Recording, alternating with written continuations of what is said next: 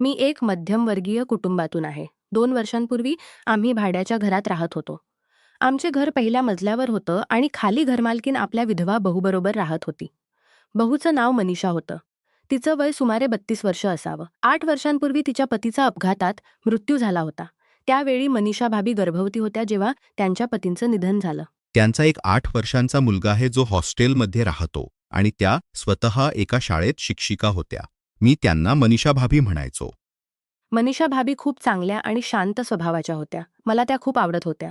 जेव्हा त्या घरामागील बाथरूममध्ये कपडे धुत असत तेव्हा मी वरून खिडकीमागे लपून त्यांना पाहत असे आणि स्वतःला संतुष्ट करत असे. मी तिच्याकडून माझी भूक शांत व्हावी अशी इच्छा करत असे. ती माझी स्थिती इतकी वाईट झाली होती की रात्रीही प्रेम स्वतःहून माझं काम बिघडत असे.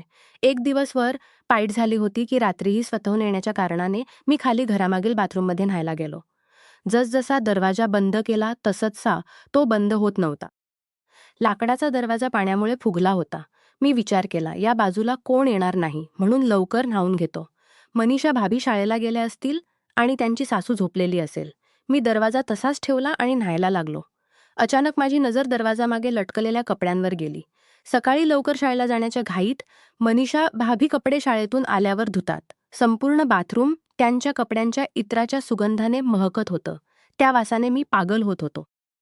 मी लवकर न्हालो आणि तिथूनच मनीषा भाभींनी ठेवलेलं तेल उचलून माझ्या शरीरावर लावलं. मला सगळीकडून मनीषा भाभींचा वास येत होता. मी स्वतःला सांभाळू शकत नव्हतो. तेवढ्यात अचानक मी फुटलो. मला खूप सुकून मिळाला.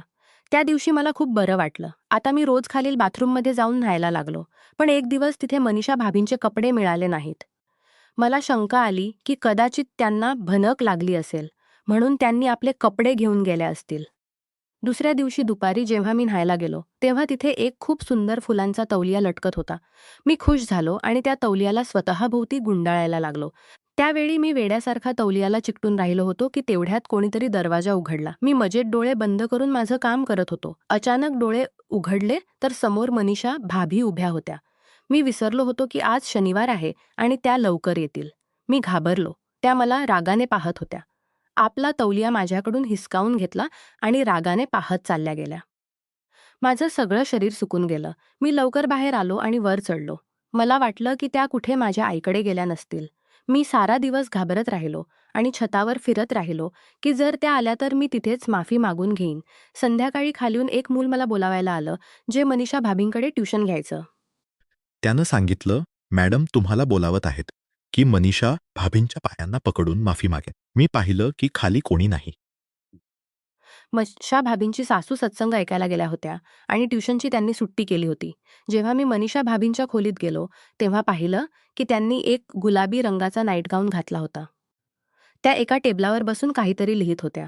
त्या एका टेबलावर बसून काहीतरी लिहित होत्या. त्यांनी गेलो. मग त्यांनी सांगितलं, "इथे बस." मी त्यांच्याजवळ बसलो. त्या अजूनही काहीतरी लिहित होत्या. मग न पाहता बोली, "तुम्ही माझ्या तौलियाबरोबर काय करत होता?"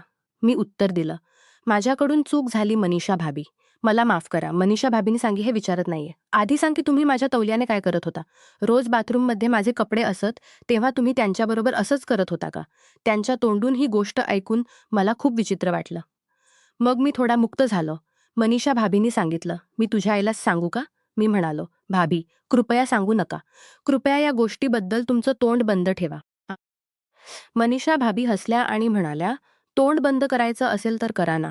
मी म्हणालो, "भाभी, मला काही समजलं नाही." मनीषा म्हणाल्या, "होय, तोंड बंद करायचं असेल तर माझं तोंड बंद कर." "मी कसं करू तुमचं तोंड बंद? तुम्हाला पैसे हवे असतील तर मी देईन, पण माझ्याकडे आत्ता पैसे नाहीत. असतील तेव्हा देईन." मनीषाने सांगितलं, "वेडा, पैसे नकोत मला." मी म्हणालो, "पैसे नकोत तर मग काय हवं?" मनीषाने सांगितलं, "तू वेडा आहेस का? तुला माहीत नाही का मुलीचं तोंड कसं बंद करतात? आता मी तुला सांगते. जा, तुझे ओठ माझ्या ओठांवर ठेवून माझं तोंड बंद कर."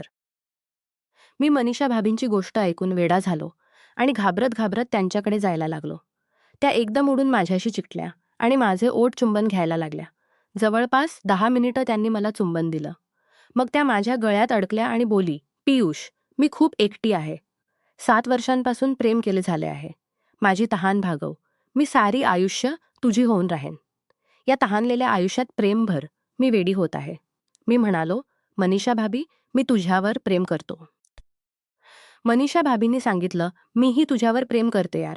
बस आता लवकर काम सुरू कर, मी सहन करू शकत नाहीये. मी म्हणालो, अशा अशा प्रकारे नाही, कारण जितकी आग अवघर विझणार नाही. मी रात्री येईन.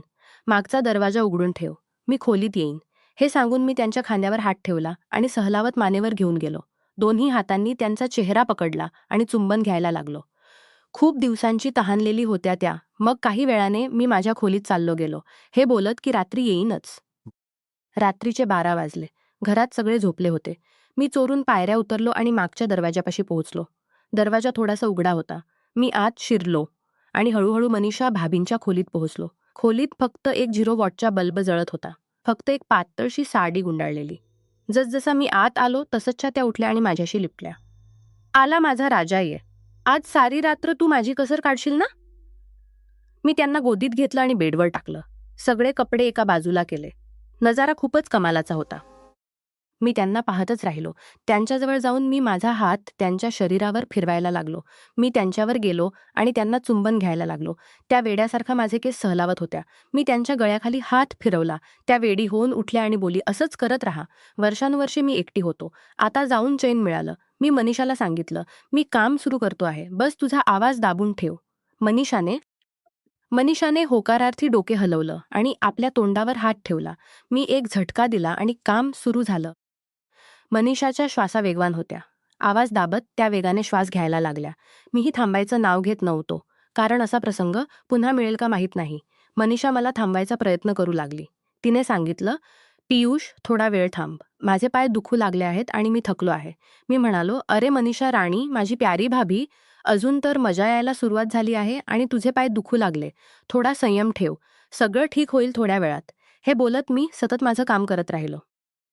काहीच वेळात माझं काम झालं आणि एक जोरदार संपवलं आणि तिथेच एका बाजूला पडलो. आम्ही दोघेही घामाने भिजलो होतो. काही वेळाने मनीषाने सांगितलं, पियुष, मला खूप सुकून मिळाला. खूप खूप बरं वाटलं. आज खूप वर्षानंतर एक वेगळीच आनंदाची भावना झाली मला. तुझे मनापासून आभार. मी म्हणालो, भाभी, आभार तर मला करायला हवेत. आजपर्यंत मी फक्त स्वतःहून स्वतःला आनंद देत होतो. पण तू माझ्या साथीने प्रेम करून जी आनंद दिलास तो मी कधीही विसरणार नाही. म्हणून तुझे आभार. हे बोलताच मी पुन्हा एकदा मनीषाला चुंबन घ्यायला सुरुवात केली. त्या आता जोशात आल्या आणि माझा साथ द्यायला लागल्या. आम्ही पुन्हा एकदा खेळायला लागलो. आम्ही न झोपता सारी रात्र खेळत राहिलो. सकाळी मी वर चाललो गेलो आणि जाताच मी न्हाऊन चहा पिऊन झोपलो. दुपारी जेव्हा झोपून उठलो आणि खाली पाहिलं तेव्हा मनीषा भाभी आपल्या सासूबरोबर बसलेल्या होत्या. माझ्या खाली पाहताच त्यांनी वर पाहिलं आणि हसू लागले. मी इशाऱ्याने रात्री पुन्हा भेटण्यासाठी सांगितलं तर त्यांनी होकारार्थी डोके हलवलं. मी अधीरतेने रात्र धुण्यासारखी वाट पाहू लागलो. मी वाजताच जेवण खाऊन छतावर फिरायला लागलो. मी मनीषा भाभींच्या इशाऱ्याची वाट पाहू लागलो. काही वेळाने मनीषाने मला खिडकीतून इशारा केला आणि मी लवकर मागच्या दरवाज्यातून त्यांच्या खोलीत पोहोचलो. खोलीत जाताच मी लवकर दरवाजा बंद केला आणि तिला गोदीत घेऊन बेडवर झोपवलं. तिने मला धक्का दिला आणि स्वतःवर झोपली. त्या माझे केस सहलावत चुंबन घ्यायला लागल्या. काहीच वेळात त्या मला संतुष्ट करायला लागल्या. मी तर वेडा होत चाललो होतो. मी मनीषाच्या केसांना ओढायला लागलो. मी इतका रोमांचित झालो की तिचं डोकं दाबत दाबत केस ओढत राहिलो. ती उठली आणि बोली, पियुष, माझे केस ओढू नकोस, दुखतंय. शांतपणे आरामात झोपून राहा. मी तिची गोष्ट ऐकली आणि झोपून राहिलो. तिने पुन्हा काम सुरू केलं. यावेळी तिने माझं काम संपवूनच दम घेतला आणि उठून माझ्याजवळ बसली. मी खूप खुश झालो. मी लवकर मनीषाला झोपवलं आणि स्वतः काम करायला लागलो. 3 ते 4 वेळा माझं काम केलं. खेळ खेळला. आम्ही दोघे खूप खुश होतो. त्यानंतर जेव्हा जेव्हा संधी मिळाली तेव्हा आम्ही खूप प्रेम करत होतो. कधी बाथरूममध्ये, कधी छतावर, कधी तिच्या सासू बाहेर गेल्यावर, तर कधी रात्री तिच्या खोलीत जाऊन. आजही जेव्हा तिची सासू बाहेर जाते, ती मला बोलावते आणि म्हणते, ये माझा पियुष. आज पुन्हा आपली मनीषा खुश कर आणि आपल्या प्रेमाने मला भरून टाक.